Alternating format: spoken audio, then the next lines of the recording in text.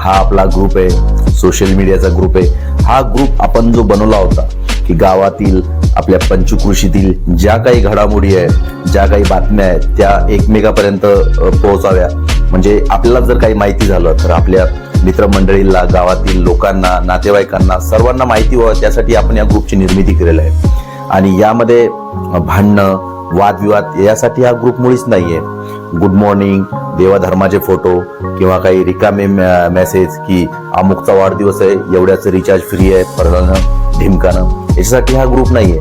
हा ग्रुप याच्यासाठी आहे की आपल्या गावामध्ये काही दुर्घटना झाली किंवा काही झालं, आपल्या पंचकृषीमध्ये काही कुणाचा जन्म, मृत्यू, ज्या काही गोष्टी आहेत त्याच्यासाठी हा ग्रुप आहे. जेणेकरून ही जी माहिती आहे आपल्या एकापर्यंत न राहता आपल्या ग्रुपमध्ये सर्वांपर्यंत पोहोचावी, म्हणून हा ग्रुप आपण निर्माण केलेला आहे.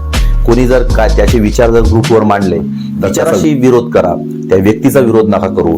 जेणेकरून प्रत्येकाला आपले विचार मांडण्याचा अधिकार इथं आहे आणि तुम्ही प्रत्येकाच्या विचाराला विरोध करू शकता, पण त्या व्यक्तीला विरोध नका करू.